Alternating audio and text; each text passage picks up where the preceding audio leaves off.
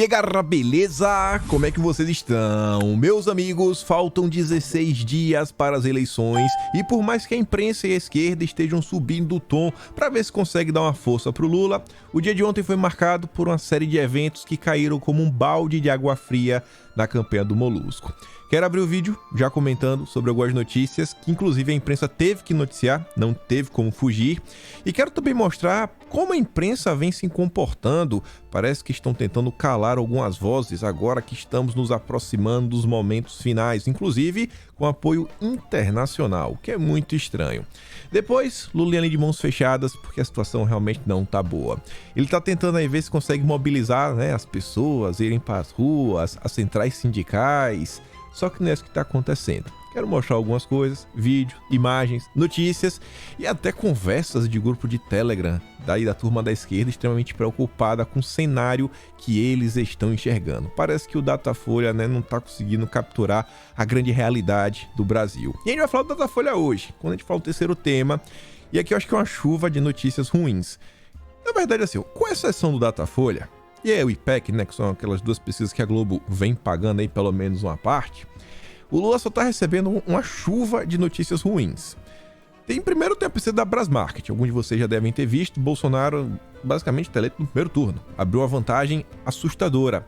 Só que teve algumas outras pesquisas, que inclusive a imprensa, gosta e sempre tá falando, até a Globo fala, e que o Lauro Jardim ontem comenta que o Lula já tá começando a ficar com medo sobre o estado do Rio de Janeiro.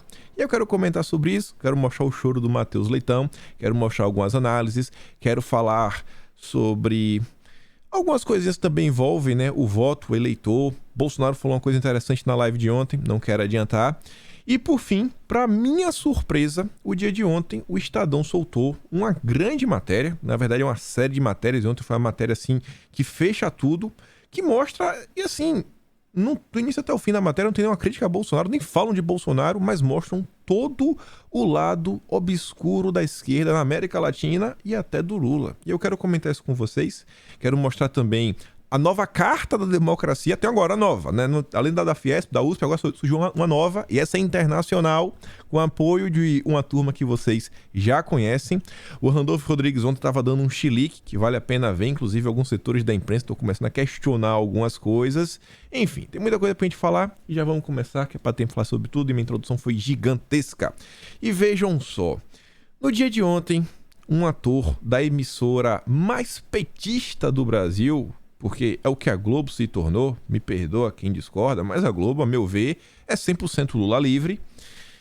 O ator José Dumont, ele foi preso em flagrante no Rio por suspeita de conteúdo indecente, envolvendo pessoas menores de idade.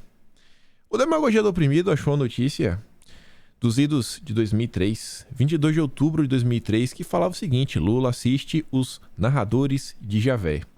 E aí tem várias pessoas que foram convidadas para comparecer no Palácio da Alvorada. Entre elas estava exatamente o ator que foi preso ontem. As pessoas começaram a dar uma pequena busca e acharam lá a foto do Lula com o José Dumont.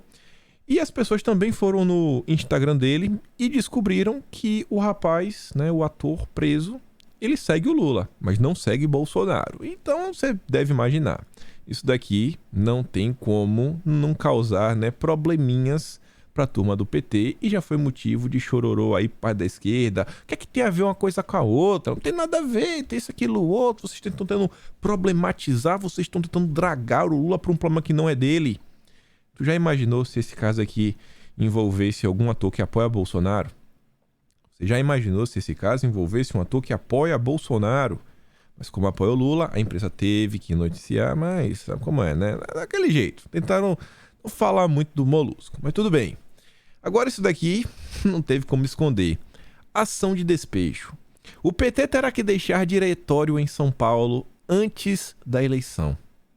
Um partido que não consegue tomar conta das suas próprias contas.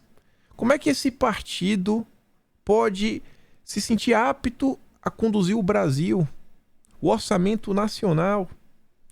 Sem pagar aluguel e IPTU desde setembro de 2021, o Diretório Municipal do PT em São Paulo contraiu uma dívida de R$ 267 mil e responde pela inadimplência na Justiça. Não conseguem pagar as próprias contas do Estado de São Paulo, sendo que hoje em dia existe o fundão para ajudar aí, né, o partido a se manter, etc. O diretório, assim, me perdoa, é o diretório mais importante do país. São Paulo é o maior colégio eleitoral. Não consegue tomar conta, sabe, do seu próprio partido e quer conduzir o orçamento brasileiro. Tá devendo as contas assim do seu próprio e vai querer tomar conta do Brasil? Acho que tá tudo errado. Tudo errado. Ontem também, o Lula, pode falar que ele provou, né, das suas artimanhas. A turma aí da esquerda vinha fazendo vários sites sobre Bolsonaro, só que no caso da esquerda eles faziam charges, falavam meias verdades, né?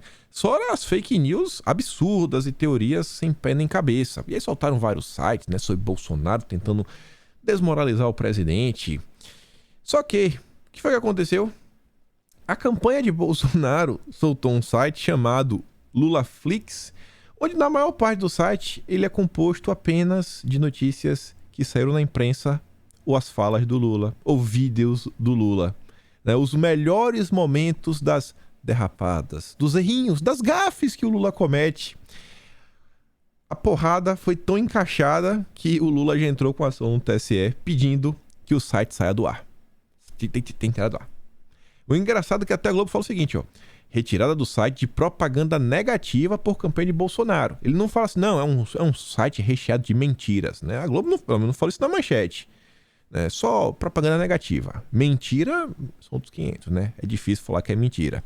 A Elisa diz, lembram da conversa de regulamentar a mídia? Então, o comportamento do Nine nessa eleição, junto à justiça, é um aperitivo para que os brasileiros do que pode ocorrer no Brasil caso ele volte ao poder. Falar a verdade sobre o Nine e o PT é propaganda negativa. Já pensou? E realmente aqui é só um aperitivo. Nem chegaram ao poder. E aí, sobre essas questões que envolvem a justiça e pressões contrárias, você vê, aqui era um site que em tese fazia propaganda negativa para o Lula. Quando a gente olha para o Brasil, em termos de mídia, a gente tem, assim, da extrema esquerda, Rede Globo, até uma centro-direita, que seria a Jovem Pan. Não me diz que a Jovem Pan é de direita, ela é centro-direita, no máximo. Porque eu vejo lá que tem o tal do Piperno, eu não assisto, mas eu vejo o recorte que acaba passando. Tem o Guga Chakra, tem a Paulinha, não a Paulinha do Pânico, aquela Paulinha que faz lá com o Guga Chakra. Enfim, tem um cara que usa barba também, meio careca. Tem uma galera que é esquerda pra valer. Mas pra valer. Então assim, sem direita. Eu tô falando isso daí até pra defender a Jovem Pan dessas acusações. Por quê? A Folha de São Paulo soltou a notinha, né? Com base em um estudo muito fubenga, muito descarado. Aí vejam só. O Central Eleitoral trouxe uma matéria. Saiu no portal do UOL, né? Notícias da TV. Com medo de ser retirada do ar, Jovem Pan manda reduzir elogios a Bolsonaro. Na semana passada, o Tribunal Superior notificou a Jovem Pan por divulgação de notícias falsas contra Lula, espaço desigual de elogios a Bolsonaro. Olha o que a Mônica Bergamo diz. Manda quem pode, obedece quem tem juízo. Ela se vangloria, sabe, do que a esquerda está fazendo. Nós podemos. Nós temos o poder de mandar. Se você tiver juízo, você que nos obedeça. É realmente assim, uma ode à perseguição e tudo normal por aqui. Seu menor pudor, seu menor receio, seu menor medo. É inacreditável. E eles nem chegaram no poder. Nem chegaram ao poder. E o Jovem Pan é um veículo de centro-direita. Imagine se a Jovem Pan realmente fosse, né, daquele jeito. Bolsominion do coração. Aí ia ser aquele caos. Você vê. Turminha lá dos dorminhocos. Após usuários exigirem YouTube sem partido, a empresa limitou a recomendação de lives dos Pingo nos Is, reduzindo a mais 50% o número de usuários ao vivo no canal. E também falaram que teve um corte, mas parece que foi só no programa de anteontem. Não foi no canal como um todo. E tá todo mundo achando bonito, batendo palma. Isso daqui é um aperitivo. Um aperitivo da volta da esquerda. Agora, isso foi o que mais chamou a minha atenção. E eu não acho que esse evento ele deve ser olhado de forma dissociada. Eu tô falando esse evento, o que está acontecendo, né? Essas questões com a Mônica Bergamo, os dorminhocos, toda essa movimentação, a judicialização, mas essa notícia também não deve ser olhada assim, em separado. O Guga Chakra, ele fala que o algoritmo que da plataforma foi responsável pela disseminação da ideologia de extrema-direita no Brasil e levou à eleição de Jair Bolsonaro, segundo reportagem na capa da edição impressa do New York Times. Noto que Bolsonaro, nos Estados Unidos e Europa, é descrito como extrema-direita e não direita. Meu jovem, em qualquer lugar, porque a imprensa brasileira, verificada, iluminada, só trata Bolsonaro como extrema-direita. Não existe nada que classifique Bolsonaro como qualquer outro tipo. É de extrema-direita para cima, né? É disso para cima. É disso para cima. Eu ficaria muito surpreso se tivesse outro tipo de classificação. Só que, se vocês tiverem uma boa memória e vocês começarem a lembrar de alguns eventos que aconteceram desde 2019, vocês vão perceber e lembrar que nós tivemos algumas matérias na imprensa internacional, exatamente no New York Times, exatamente, e assim, e eram matérias da turma da esquerda criticando o Bolsonaro. Algumas dessas matérias, uma delas, por exemplo, a do Felipe Neto, você lembra que ele gravou um vídeo uma vez? Ele agradeceu o apoio da Patrícia Campos Melo e de uma pessoa que tem uma certa proximidade com a fundação do Jorginho Soros, por ele conseguir aparecer no New York Times. Basicamente um sonho, sabe? Um sonho assim realizado. E mais uma vez, um estudo que sai na coluna da Patrícia Campos Melo cresce a ponto de cair no New York Times. É a mesma coisa. E o que eu quero falar com isso tudo? Gente, a esquerda, ela não só sabe como agir, mas ela realmente tem os meios nas mãos. Olha o pequeno, diga-se, o cidadão comum nas redes sociais. O cidadão comum, se o cara achar que tá difícil, assim, se pra Jovem Pan já tá difícil, imagina pro cidadão comum. A Jovem Pan, com toda a estrutura que tem, com mais de, 60 anos de existência, TV, rádio, Brasil, a rádio Jovem Pan, acho que cobre o Brasil quase que inteiro, e ainda assim está sendo tratado dessa forma. Está sendo tratado dessa forma. Mais do que nunca, é preciso pensar na hora de agir com calma, cautela, e na manha e pela sombra, porque você está vendo. Isso porque eles não estão no poder. A Mônica Bergamo, que cobra uma equidade na hora de elogiar, tá calada sobre a UOL. Eu vi essa postagem aqui, eu achei que era mentira. Eu não acreditei no Márcio Boni. Olha isso aqui. O Lula fala há 5 anos que não aumenta 1 centavo para comprar merenda escolar para as crianças. Elas estão comendo biscoito porque não tem o que comer. Aí o perfil do UOL responde o Lula. Isso sem falar nas escolas que estão tendo que encerrar as aulas mais cedo para liberar os alunos sem merenda. Coloca um emoji triste.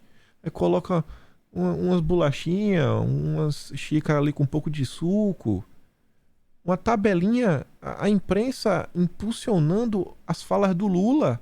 A UOL que só faz criticar Bolsonaro. Eu fui atrás do post. Não, ele é real, ele tá no ar. Foi postado às 10h04 da noite. É isso daqui que a Mônica Bergamo classifica como imprensa imparcial. Essa que é imparcial pra Mônica Bergamo. Aqui só elogia o Lula e senta a mão em Bolsonaro. E eles nem voltaram ao poder. Imagina, com a regulamentação da mídia. Você tá entendendo por que eles não temem a regulamentação da mídia? Porque a regulamentação da mídia não vai ferir eles. Eu vejo uma galera assim, uns palermas falando, tá vendo? A esquerda acha que não ia chegar neles. Tá vendo que chegou? Olha o que aconteceu com o PCO. Pelo amor de Deus, gente, o PCO e nada é a mesma coisa. PCO e nada é a mesma coisa. Ele achando que ia chegar, chegou no Brasil 247. Filho de Deus. O Brasil 247 que foi removido foram vídeos onde eles falavam que a facada de Bolsonaro era mentirosa. É conteúdo de desinformação clara. Vocês acham mesmo que vai acontecer alguma coisa com a esquerda? Vocês realmente acham? Acorda pra vida, não vai. Não vai. Para de falar. A esquerda acha que não vai atingir eles. O povo é besta demais. Isso daqui eu leio, mas essa aqui não tem como ficar triste. Me desculpa, Maynard, mas essa daqui foi merecido. O velho antagonista não existe mais. O que existe é outra coisa com a qual não tenho nada a ver. Sabotados pelo Google e censurados pelo UOL. Não havia mais lugar para nós. Não é um drama. Obrigado por tudo. Acabou, gente. O antagonista acabou. Mário Sabino foi trabalhar no Metrópolis. Já tem agora até um novo dono. E o Cláudio Dantas... Bom, parece que o Cláudio Dantas está na mesma situação, né? Coitado do Dantas. Foi passado para trás aí pelo Maynard. Que fim, né? Que fim. E aí você vê que a saída do Maynard não foi aleatória. Teve uma conversinha, teve uma chamada. O cara ele quebrou o veículo jornalístico. Ele, né, e a queda do Moro. Sem as informações do Moro, a coisa não conseguiu se sustentar. Isso daqui, eu peço que vocês deem uma olhada no Telegram. Se lembra lá do caso do criminoso que tem a tatuagem do Lula no ombro? A Globo fez uma matéria, né, ali o César Tralli, do início até o fim. Em nenhum momento é citado a tatuagem do Lula. Nenhum momento. Do início até o fim, a Globo omite. Assim, do início até... Nada. Zero comentários. Agora, sobre ele ser um CAC... Ih, rapaz, aí não faltam comentários. Aí ele diz, isso a Globo não mostra. A Globo deveria ser processada por interferência direta na eleição, omitindo informações para favorecer o Lula. Nenhuma menção sobre o ator desse crime bárbaro ser lulista. Imaginem se a tatuagem fosse de Bolsonaro. Aí o vídeo, toda a entrevista tá lá no Telegram, só clicar e vocês conseguem ver. E vamos falar do Lulinha, que tá tendo alguns problemas aí, né? A Folha de São Paulo diz que movimentos de esquerda farão a mobilização por vitória de Lula no primeiro turno. Beleza, pode tentar. Mas quando você olha para o resultado real nas ruas, isso aqui é um vídeo, até mandar o livro lá também no Telegram para vocês. Essa daí foi uma mobilização da turma do Lula em Montes Claros, em Minas Gerais. Tá meio vazio. Tá meio vazio. O Lula, além de... Olha só, a desculpa dele, né, de não botar pessoas nas ruas é por causa da violência política. Já é a nova narrativa do Lula. Não, a gente não consegue fazer mais comigo, porque as pessoas estão com medo de sair de casa. Estão com medo de sair de casa. Tá bom. Esse aqui é um print. 50 minutos no ar. 3.500 pessoas ouvindo o Lula. 3.500. Gente, 3.500. Não mais do que isso. Com vários verificadinhos no espaço junto com o Lula, lá no Spaces. 3.500 pessoas. O Ferronato diz, pelo jeito, não é só nas ruas que ele não consegue juntar pessoas. Eu vi isso daqui e achei muito engraçado. Porque aqui é aquela postagem que você vê que realmente é uma discussão. Uma discussão, assim, qualquer, da turma da esquerda. O Família Direita Brasil fala o seguinte, ele traz aqui a postagem. A primeira postagem é da direita, aí depois continua aqui na esquerda e fala o seguinte, né? O cara compartilha, alô Paraná, dia 17, sábado, tem ato do Brasil da Esperança em Curitiba, registro sua presença, tá chamando todo mundo, né? Aí vem o iludido, Paraná é Lula primeiro turno. Aí outro diz, Garanhuns, Pernambuco é Lula. Aí vem a pessoa lá, rapaz, vem tentar salvar o povo daqui mesmo, porque aqui tá triste, só vejo bolsonarista. Aí o povo diz, só vem, Lula sim. Aí a pessoa que tá aqui embaixo, cadê? Responde a esse comentário aqui, ó. Aqui, ó, vem salvar. Ela diz, aqui na minha cidade também fizeram carreata no 7 de setembro, adesivação, uns 200 carros na rua. Marcamos uma reunião na Praça da Matriz, foram 4 pessoas. Resultado? Gente rindo da nossa cara. Na cidade da pessoa, né? Chove bolsonarista. Todo mundo aí, carreata gigante, adesivaço. A manifestação do Lula foram 4 pessoas. Ainda riram da cara deles. Isso da Datafolha não mostra, né? Mas aqui com certeza não deve encaixar no cenário, né? Que deve ser um ponto fora da curva. E aí, olha só. A gente começa agora a falar de pesquisa. Correio Brasiliense, para minha surpresa, noticiou que a pesquisa contratada pela Associação de Supermercados do Rio de Janeiro indica que Bolsonaro tem 43,5% das intenções de voto contra 30,5% do Lula. Estamos falando da pesquisa da Brasmarket, onde Bolsonaro está 13 pontos à frente. E aí vamos falar disso. Vamos falar disso e de outros temas. Sobre a Brasmarket, eu separei aqui 3 gráficos que está aí na pesquisa, que tem aqui um certo histórico, para a gente olhar algumas coisas.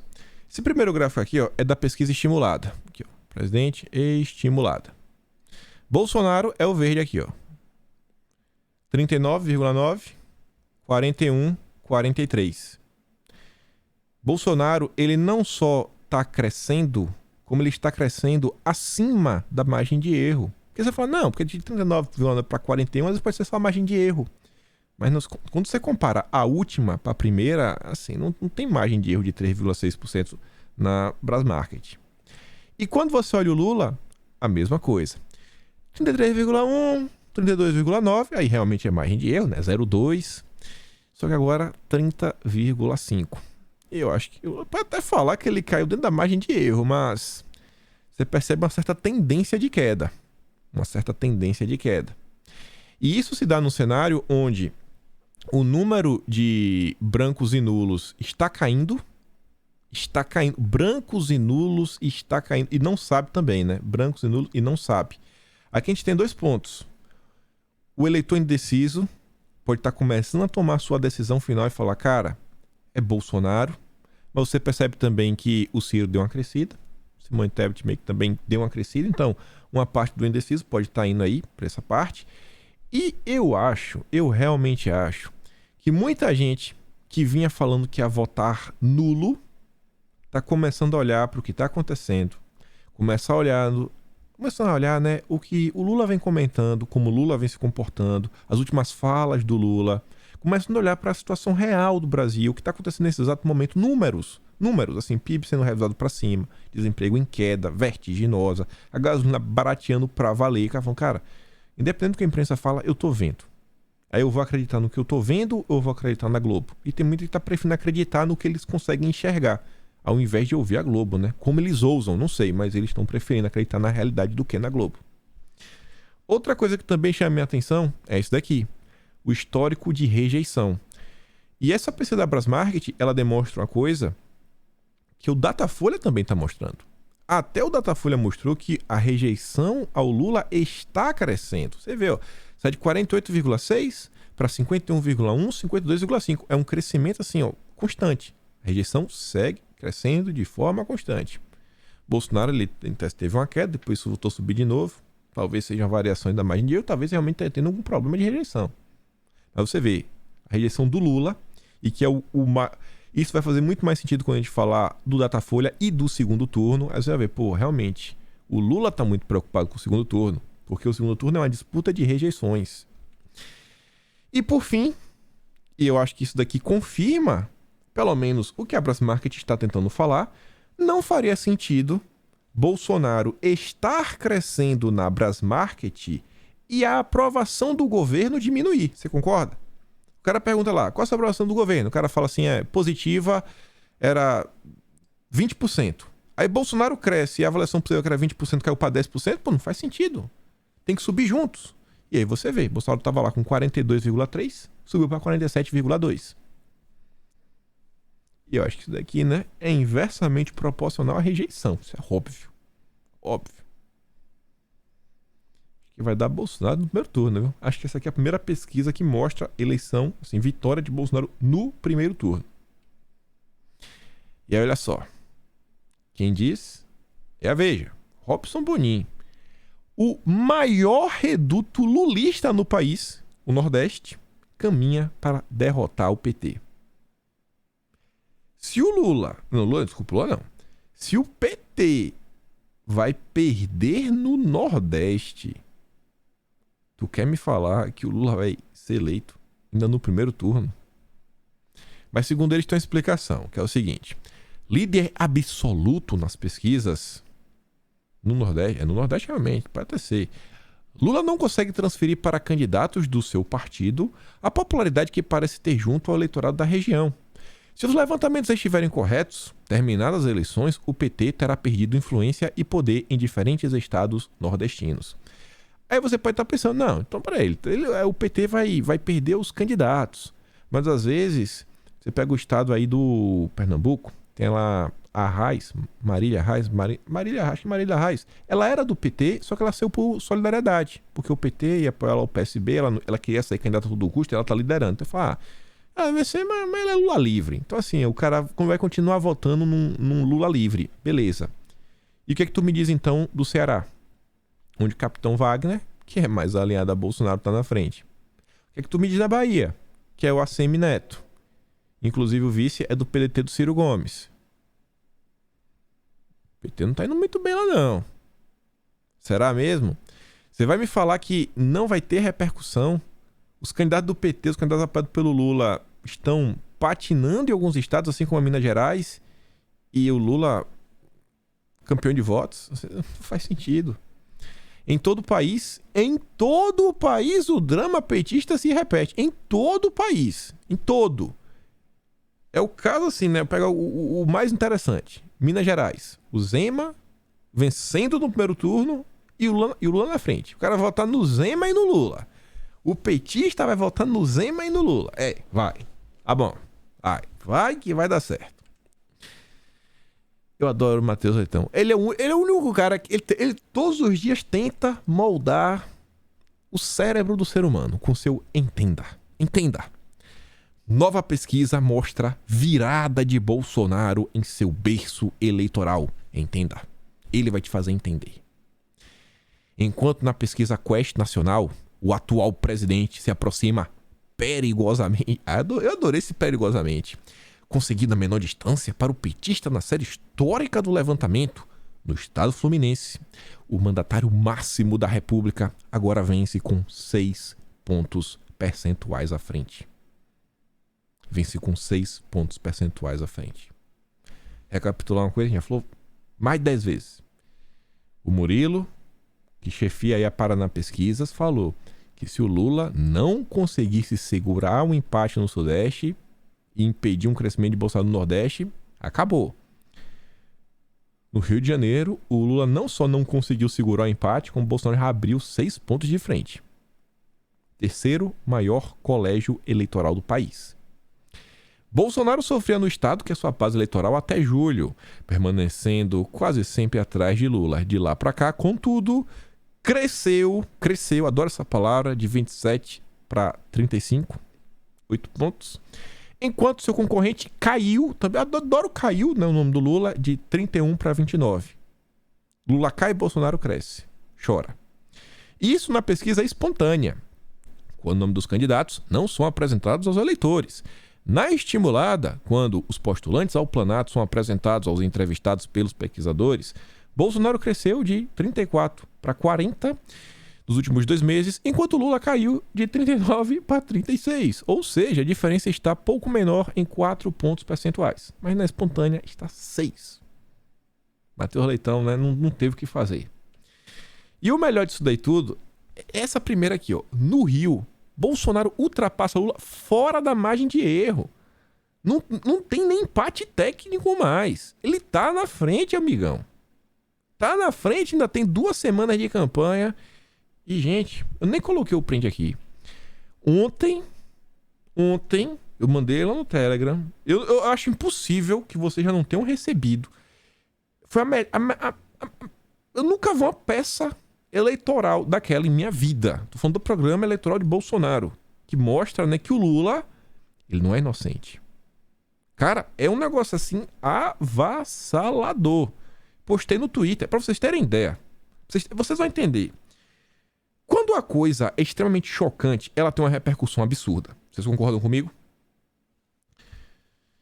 Eu postei no Twitter, e eu vou até abrir aqui agora só pra dar um double check. Eu postei no Twitter ontem, era 8h36 da noite. Já tava tarde.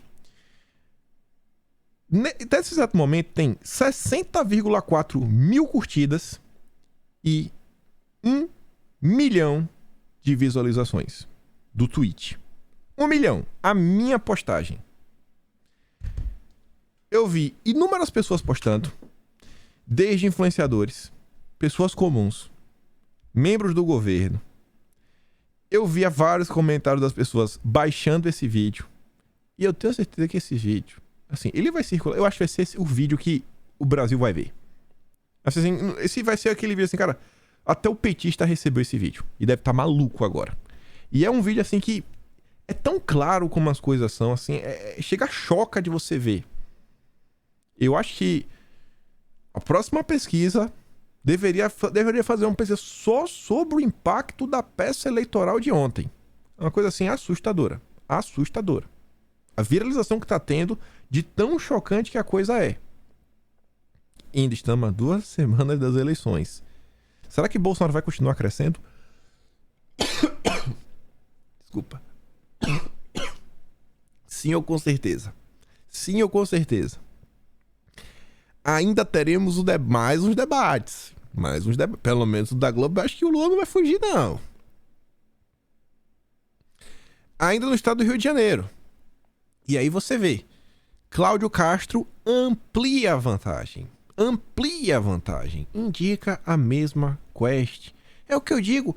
Como é que o cara tá na frente e Bolsonaro tá atrás? O cara é o candidato de Bolsonaro. É o que eu digo de Minas Gerais. Não, Bolsonaro tá atrás. Tá bom. Eu vou fingir que o cara vai votar no Zema e no Lula. E aí você vê, ó, o Lauro Jardim. O Rio preocupa a campanha de Lula. A avaliação é que é preciso ampliar os apoios, nem que seja subindo em outros palanques, algo que só está sendo feito por absoluto pragmatismo.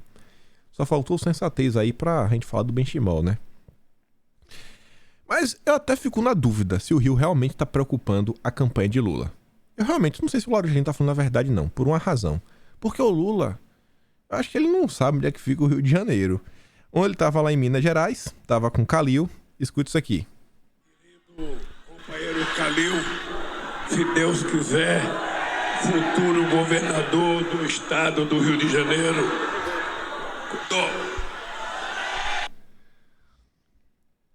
Lula, em tese, tinha viajado para Minas Gerais. Em tese, tá apoiando o Calil. E só que ele tá apoiando o Calil para ser, né, o futuro governador do Rio de Janeiro. Foi mais um gafe. Lula deve ter bebido água demais, né? Ficou muito hidratado. Tá muito hidratado. Ai. E aí, né? Temos a Quest, que basicamente abandonou o Lula. Temos todas as pesquisas. Mas a Datafolha parece que vai até o fim. A pesquisa de Datafolha mostra o Lula estável e Bolsonaro caiu 1 ponto. Né?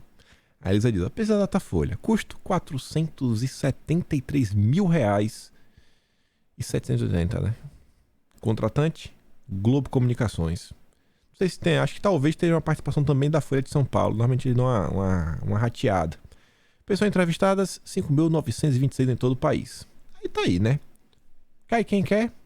Quem quiser comprar a Datafolha, compra. A imprensa só fala disso, né? Pra ver se dá uma força pro Lula. E o que eu acho engraçado é o seguinte, ó.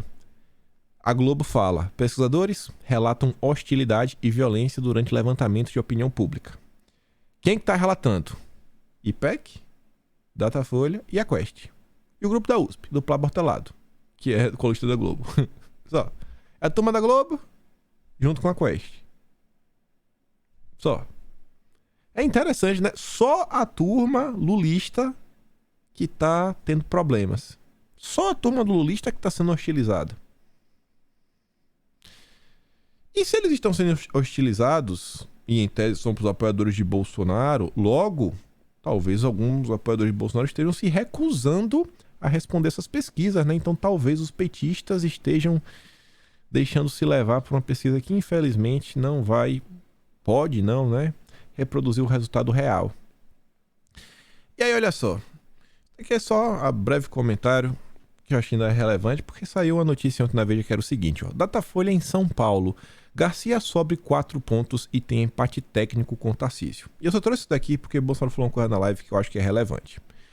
O Ebert fala o seguinte, ó. Honestas ou não, algumas pesquisas começam a mostrar Tarcísio e Garcia em empate técnico, mas os sabichões do conservadorismo online aproveitaram para sinalizar virtude em vez de dar um gás para Tarcísio. Primeiro, vaidade. A política da vida real a gente vê depois. E aqui, assim, eu não acho que o evento da Vera Magalhães impactou no Datafolha, assim, do dia pra noite. As coisas não são assim que funcionam. Agora, o que o Herbert fala é o seguinte, ó. Tem algumas pessoas que estão mostrando que eles estão empatados. Independente se for verdade ou não, mas vamos pensar que está empatado. O que é mais importante nesse momento? Vender virtude? Sinalizar virtude? Ou, né, conseguir o comando do Estado de São Paulo? Fica de reflexão. A gente está há 16 dias das eleições. É o mundo real batendo na porta. E eu só trouxe isso. Só para falar aqui do Tarcísio, aqui no Estado de São Paulo.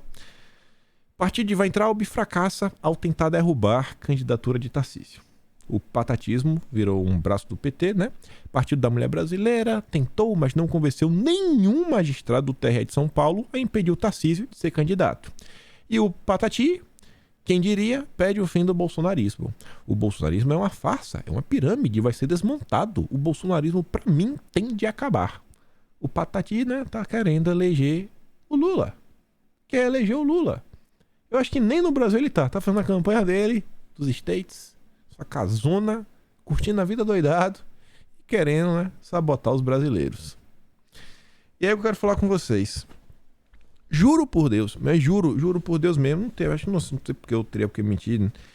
Quando eu fiz aquela postagem lá embaixo, que a Mônica tá compartilhando, eu não tinha assistido ainda a live de Bolsonaro.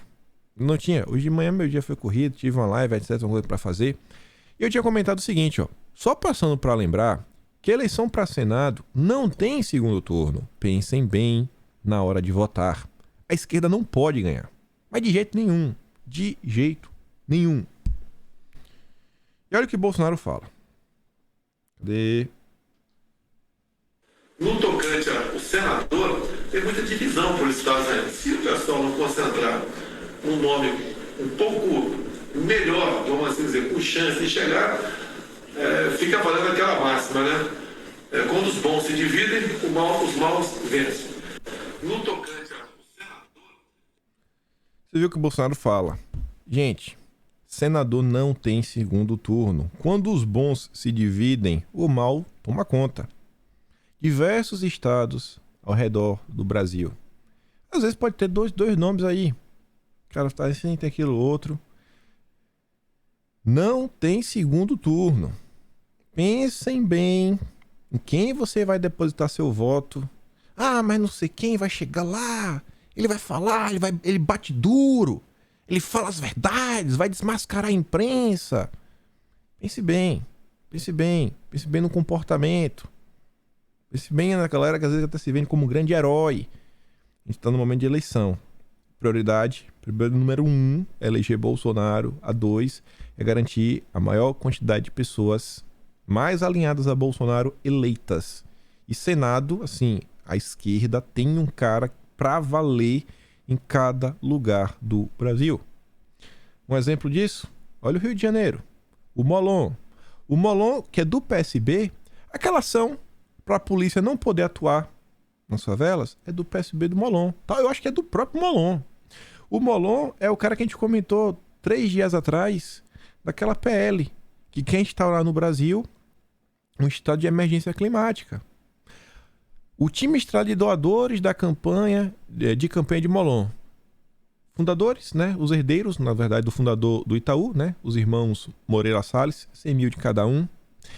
Ainda tem parentes do ex-presidente do banco, o Cândido Brecher. Sua filha Elise e sua irmã, artista plástica, doaram mais 100 mil cada uma. Caetano Veloso, Paula Lavigne, Martinália e Fernanda Abreu, cada uma deram mais 100 mil. E ainda, né, o Radar tinha noticiado que o Armínio Fraga tinha dado 100 mil e o Nizam Guanais mais 50. Olha quem tá apoiando a candidatura. No Rio de Janeiro você tem um exemplo. Aí eu realmente espero que seja concentrado em um único candidato. Em um único candidato, que os votos sejam concentrados. Analisando tudo que está acontecendo. Sabe? Pensando nos eleitores de centro, em quem os eleitores de centro vão votar. Não é só rede social, etc. Pensem bem, o Rio de Janeiro é um exemplo disso daí. Quem tem o Rio de Janeiro que tome a sua decisão.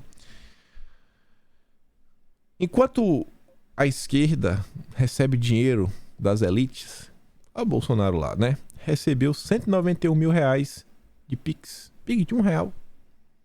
É de R$1 aí, sabe? Do cidadão comum, que o dinheiro tá chegando.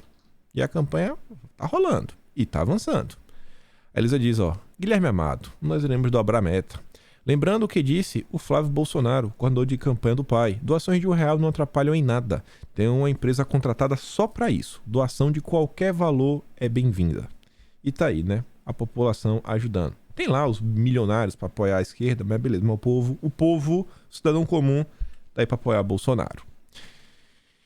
E vamos falar mais das eleições, só agora sobre outro aspecto. O Estadão ele vinha soltando uma série de matérias. Foram bem assim umas 12 matérias, 10 matérias. Foi uma quantidade volumosa. Onde eles vinham assim fazendo um escrutínio do que está acontecendo na América Latina, em outros países, o histórico da esquerda. Só que essa última matéria é assim uma paulada no Lula que eu estou sem acreditar. O último parágrafo, eu até dei zoom assim, eu falei, eu dediquei o único parágrafo pro último parágrafo. Um slide pro parágrafo inteiro, vocês vão entender por quê. Aí a matéria é o seguinte, ó, com o avanço da esquerda, crescem o autoritarismo e a miséria na América Latina. Eu já falei, não acredito. Quando a esquerda avança, aumenta a ditadura, né, o autoritarismo e aumenta a pobreza, a miséria. Aí o André, né, apoiando na Bahia, fala o seguinte, bem-vindo ao paraíso socialista. E olha só, a matéria é meio comprida, mas eu peguei os momentos principais. 4 de setembro, ele começa a falar do que teve lá no Chile. Após o não vencer, né, e a nova Constituição não ser aprovada, o Gustavo Petro da Colômbia usou a sua conta no Twitter para chorar. Aí falou o seguinte, ó, o Pinochet reviveu. Só se as forças democráticas se unirem, será possível deixar para trás um passado que mancha toda a América Latina e abrir as alamedas democráticas. Acrescentou. O comentário de Petro, um ex-guerrilheiro que levou a esquerda ao poder na Colômbia pela primeira vez na história, não é apenas um exemplo bem acabado da percepção de muitos políticos e militantes do grupo em relação ao referendo que inundou as redes na ocasião. Ele também revela muito da mentalidade messiânica e do modus operandi da esquerda latino-americana que, apesar do discurso em defesa da democracia, apresenta traços autoritários e se coloca como se tivesse o monopólio da virtude na sociedade. Só é democracia quando eles vencem. Falei, rapaz, é sério que o Estadão escreveu isso? O estagiário vai ser demitido. Essa reportagem, que encerra a série do Estadão sobre o avanço da esquerda na América Latina, traz uma síntese do conteúdo publicado ao longo das últimas semanas e mostra como a ascensão do grupo deverá moldar o futuro da região. E aí, inclusive, no Brasil, se o Lula vencer. Segundo o Alberto Ágil, professor da Unesp, o exemplo da Revolução Cubana de 59 ainda alimenta o imaginário da esquerda latino-americana. Hoje, porém, a estratégia para alcançar o poder mudou. Em vez da guerrilha, que seduziu Petro e outros líderes esquerdistas da região, que agora se apresentam como democratas, a ideia é aproveitar as regras da chamada democracia liberal para chegar ao governo e depois exterminá-las, com o objetivo de se perpetuar no poder, como aconteceu na Venezuela e na Nicarágua. Aqui talvez um alerta para o Lula, né? Se o Lula chegar no poder, vai virar Venezuela e Nicarágua.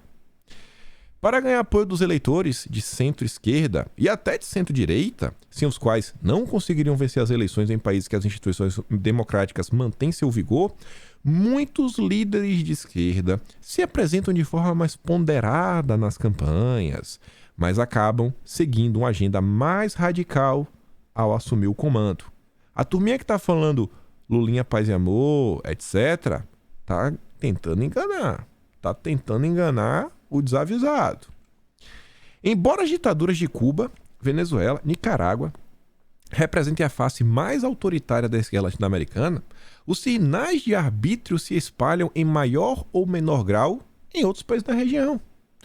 Onde eles chegam no poder, tem autoritarismo. E ele fala lá do exemplo que teve na Bolívia, né? Do Luiz Arce, que é o poste do Evo Morales. Aproveitando do controle sobre o poder judiciário, o Arce atuou para conseguir a condenação da ex-presidente interina, Jeanine Áñez, a 10 anos de prisão no julgamento de fachada, sob a acusação de ter tramado um golpe contra Morales. Isso daqui, eu acho que já está até uma realidade bem comum no Brasil, né? Porque no que depender da imprensa brasileira, ela já chama a galera de golpista há muito tempo. E medidas judiciais no Brasil já foram tomadas. E olha que eles nem estão no poder. Você sabe o que acontece no Brasil. No México, sob a direção do esquerdista André Manuel López Obrador, que recentemente teve lá, né, o Alberto Fernandes teve a ideia de marcar um evento, ele, o López Obrador e o Lula, para discutirem juntos a integração da América Latina, que é um dos objetivos do Foro de São Paulo. Enfim, o López Obrador, governo que também vem tomando iniciativas para restringir a liberdade de expressão e controlar o judiciário. No Chile, o Boric, da esquerda radical, já disse que não abre mão da mudança constitucional e pretende levar adiante um novo processo constituinte, mesmo após a rejeição do projeto da nova carta. Perdeu, não importa, eu vou levar à frente. Mesmo no Brasil, olha só, falando do Lula, nas gestões do não só de Lula e Dilma, nas gestões do PT, que agora pretende voltar ao poder, houve tentativas de regular a imprensa, perseguição de jornalistas que criticavam o governo nas redes sociais. Olha o que está acontecendo agora. Olha o que a gente abriu o vídeo de hoje. Tem até pressão internacional do The New York Times. Jovem Pan que se cuide. E um aparelhamento sem precedentes do Estado. Gente, sobre essa questão, eu vou avisar para vocês aqui. Eu tô avisando aqui, a primeira vez que tô avisando. Semana que vem vai ter uma entrevista. Eu não sei se vou soltar aqui no canal, mas eu realmente vou pedir quando sair. Deve sair quarta-feira. Tá editando porque é tudo bonitinha.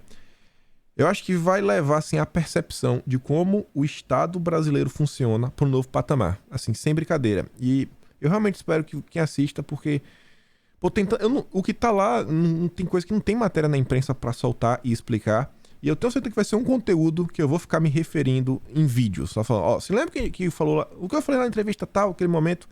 Dá uma olhada. Vai ser semana que vem, eu vou dar pra vocês, mando o link, tudo bonitinho. Não quero avisar muita coisa, mas vai sair, só pra deixar avisado. Com o objetivo de controle legislativo, reforçar os cofres partidários e ampliar o patrimônio pessoal dos envolvidos, prosperou um esquema de corrupção em escala industrial, falando do PT.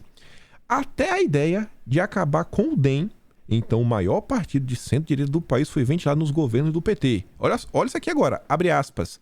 Precisamos extirpar o DEM da política nacional, declarou o Lula. E declarou, sem cerimônia, num comício da então candidata Dilma em 2010. O cara queria fechar partido de oposição, extirpar da política. E esse é o cara que o próprio Estadão quer eleger. Assim, eu não consigo entender esse texto no meio da série de notas que o Estadão lança todos os dias para tentar derrubar o governo Bolsonaro. Ainda que existam diferenças significativas entre os líderes, né, da esquerda latino-americana, uns mais radicais, outros menos, né, mas tudo fachada, eles costumam agir em bloco para reforçar politicamente a posição do grupo.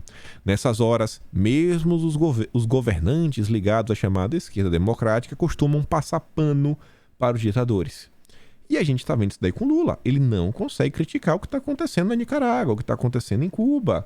Aí você vê, no Brasil, embora Lula esteja evitando declarações de apoio aos regimes autoritários para não vir crítica na campanha, ele sempre deu apoio a eles, escorando-se no princípio da autodeterminação dos povos. E aí a matéria fala o seguinte, ó, apoio ao arbítrio.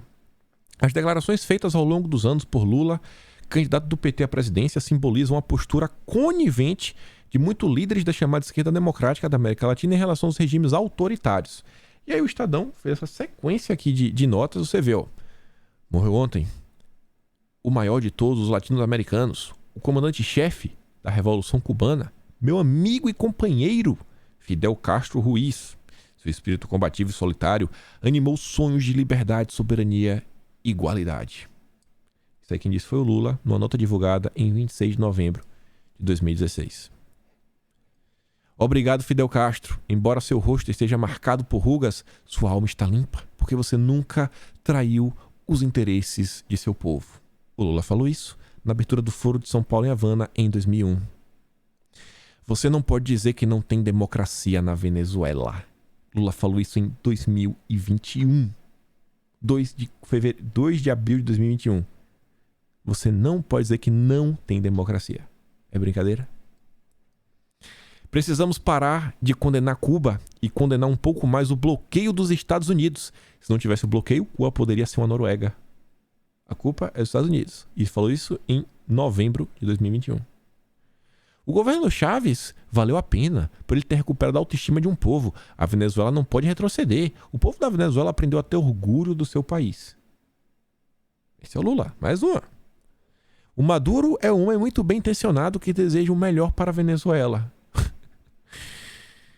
Por que Angela Merkel pode ficar 16 anos no poder, o Daniel Ortega, na Nicarágua, não? Por que o Felipe González pode ficar 14 anos no poder? Qual é a lógica? A lógica é que eles não prenderam os opositores durante a campanha. Meu Deus do céu. Cadê aqui, ó? Meu Deus. Por que eu não consigo chegar? Conheço a Bolívia antes de Evo Morales, ex-presidente boliviano, e depois de Evo acompanhei todas as suas lutas, as batalhas que teve que travar até consolidar a harmonia, a tranquilidade e a paz que a Bolívia nunca tinham tido. Todas as ditaduras que tem na América Latina, o Lula ele não consegue criticar. Se criticar é aquela crítica de brincadeira. No campo da economia, movida pelo propósito nobre de reduzir a desigualdade, a esquerda latino-americana não conseguiu promover o desenvolvimento e a melhoria da qualidade de vida da população. Ao contrário, conseguiu apenas socializar a miséria.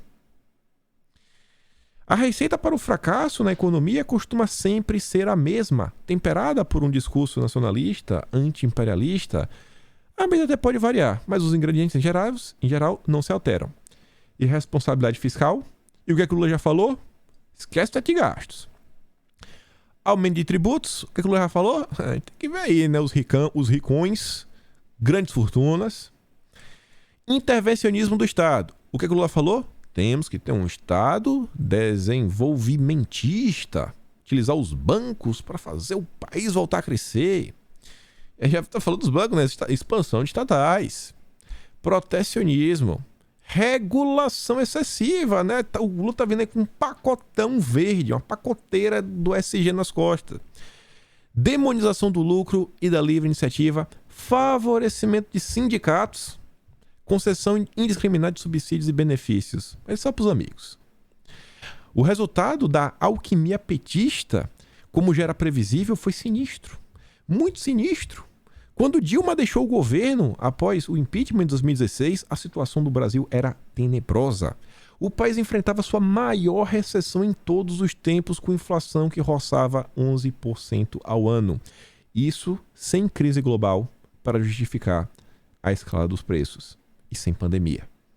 Cara, eu não consigo entender como o Estadão escreve uma nota dessa e continua tentando derrubar Bolsonaro, porque esse aqui é o último parágrafo. Eu dei um zoom.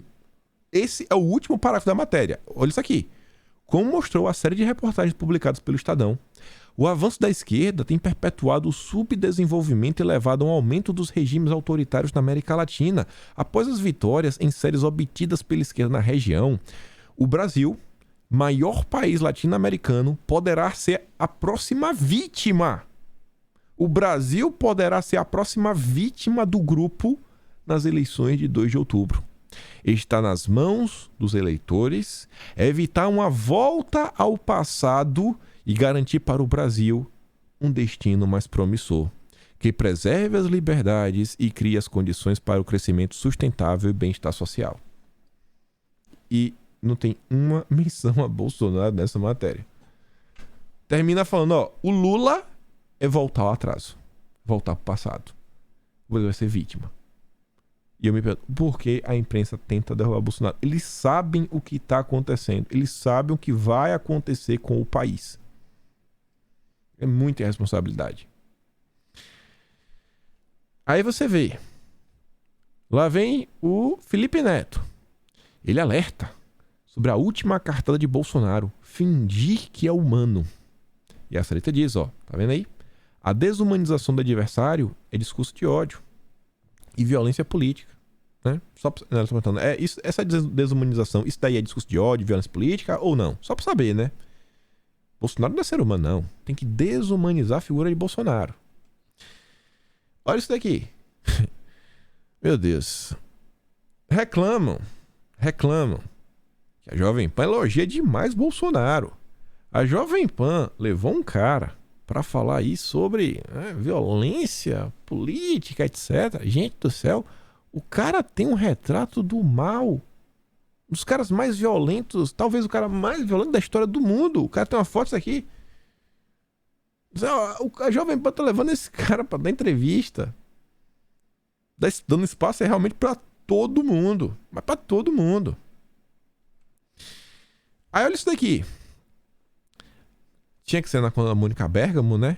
Roger Waters e Noam Chomsky alertam para risco de golpe anunciado no Brasil. Nossa, sabe quem é o Roger Waters? É o vocalista do Pink Floyd. Eu acho que é o vocalista, mas ele era do Pink Floyd. Esse é o gabarito dele. O gabarito do Roger Waters para falar sobre golpe no Brasil é ser do Pink Floyd. É um gênio, né? Nossa, ele tem tudo que ele precisa para poder falar. Ele tem um selinho de verificado no Twitter, né? Isso também ajuda muito. E o ator, assim, o ator Danny Glover, que é o baixinho daqueles irmãos gêmeos com o Arnold Schwarzenegger, a prefeita de Paris, Anne Hidalgo, e o filósofo Noam Chomsky, amigo do Felipe Neto, estão entre os mais de 100 signatários. Essa carta da democracia está sendo organizada pelo Washington Brasil Office. Mais uma vez atentando contra a soberania nacional, tentando interferir internacionalmente nas nossas eleições. E a Mônica Bergamo, para ela, isso aqui é o jornalismo realmente imparcial, que não elogia demais nenhum candidato, nem elogia demais o outro, nem critica demais um, nem critica mais o outro. Manda quem pode, obedece quem tem juízo. E ela lá, né, feliz da vida. Tá vendo aí? Imagina se essa turma volta ao poder. Isso aqui eu achei engraçado. Eu vi passar um post do Sam Puncher, que tá logo depois aqui. Eu cliquei no perfil dele, né, pra bater um print mais bonitinho. Aí eu me deparei com aquela postagem dele, que foi o seguinte: eu acho que o Sam, ele é leitor do Ciro Gomes. Sam Puncher é leitor do Ciro Gomes, já me liguei. Ele fala o seguinte, ó. É um problema gravíssimo quando retóricas puramente eleitorais saltam dos palanques e vão parar no jornalismo, sendo reverberadas como verdades absolutas. Eu acho que ele tá falando da questão do voto útil, né? Que a imprensa tá tentando avançar com essa agenda para ajudar o Lula. Mais grave ainda quando rola isso em grandes veículos de comunicação, que deveriam defender o eleitor, não qualquer candidato. Não é pra ficar defendendo o Lula não, viu? Aí ele postou isso aí na final de ontem, 11h56. Agora 6 da manhã, o que a CNN disse? Entenda o voto útil, estratégia que pode definir as eleições. Né, mas isso aí realmente é uma retórica puramente eleitoral. Quem diz que voto útil vai definir a eleição? Pelo amor de Deus. Para! Tá todo mundo aí tentando eleger o Lula. Aí aqui agora se conecta quando eu falei a questão da rejeição. Lá atrás, rejeição do Lula crescendo. Olha isso aqui, ó. Medo da rejeição. Um dos principais pontos de preocupação com o segundo turno está na percepção que a rejeição do Lula está subindo. E aí quem diz isso é nem a Datafolha. Não, a Datafolha também mostrou que a rejeição está crescendo, mas os dados vêm das pesquisas de tracking feitas diariamente pela campanha. As pesquisas internas do PT estão mostrando que a rejeição do Lula está aumentando. No último Datafolha, Lula apareceu com 39% de rejeição. De maio a setembro, houve aumento de 6 pontos percentuais. No tracking da campanha petista, a rejeição cresce principalmente no Sudeste, o maior colégio eleitoral do país. A aproximação da rejeição de Lula e de Bolsonaro pode levar a um segundo turno imprevisível, na visão dos petistas, né? Eu acho que Bolsonaro vai vencer no primeiro turno, então não precisamos se preocupar muito, não. Aí, olha só, como é a esquerda, né? É o que estava lá no Estadão. Só é democracia quando eles vencem. O Randolfo Rodrigues fez um discurso aí desesperado, eu mando lá no Telegram pra vocês, falando, ó, votem em quem quiserem no futuro. Só terá democracia no futuro se Lula for eleito presidente. Só é democracia quando eles vencem. Aí o Sam Puncher fala, no palanque de Lula, Randolph diz que só terá democracia se Lula for eleito. Por essa democracia, Randolph sugere que eleitores de outros candidatos votem quem quiserem no futuro, mas abram mão de sua escolha em 2022 e elejam um candidato que ele apoia já no primeiro turno. O PT tá meio desesperado. Só para conectar, essa notícia aqui ela veio muito a calhar no vídeo de hoje. O Parlamento Europeu, que é uma coisa maluca que criaram lá na Europa, né? Imagina se o Mercosul tivesse um parlamento do Mercosul. Muito deputado da Venezuela criticando o Brasil. Já pensou se tivesse um parlamento do Mercosul? Eu não duvido o Lula querer botar pra você descer do papel. Imagina, um parlamento do Mercosul com deputados da Bolívia, que é os postos do Evo Morales, Argentina, dos Kirchner e do Fernandes, Venezuela, o Boric lá no Chile. Gustavo, já pensou como é que ia ser esse parlamento? Todas as decisões só paulado em Bolsonaro. Todos os dias. Todos os dias. Aí o Parlamento Europeu, em votação simbólica, decidiu que a Hungria não é mais uma democracia plena. Só é democracia quando eles estão no poder. Aí lá, ó, é uma poderosa votação simbólica. O parlamento afirmou que a Hungria se tornou um regime híbrido de autocracia eleitoral. Embora a votação não tenha efeito prático, aumenta a pressão sobre a autoridade da União Europeia em Bruxelas para não desembolsar bilhões de dinheiro da União Europeia para a Hungria. Um dinheiro que os países membros deveriam receber e eles querem que a Hungria não receba. Olha como é a democracia para eles. A Comissão Europeia deverá propor corte de 70% dos fundos de coesão da Hungria no domingo. O relatório também observou preocupações dos juízes húngaros sobre a independência judicial em seu país, após inúmeras mudanças do governo Orbán, incluindo a nomeação de juízes da Suprema Corte fora dos procedimentos normais. Isso aqui parece o Sérgio Moro chorando porque Bolsonaro mudou o diretor-geral da Polícia Federal. E aí o Moro deu entrevista, sabe? Aí agora, Bolsonaro está interferindo. Não é a mesma coisa, gente? É a mesma coisa. O Aras, petista na PGR. O Aras está acabando com a Lava Jato. O Aras acabou com o combate à corrupção. A mesma coisa que você na Turquia, na Hungria. Mesma coisa. Mesma coisa.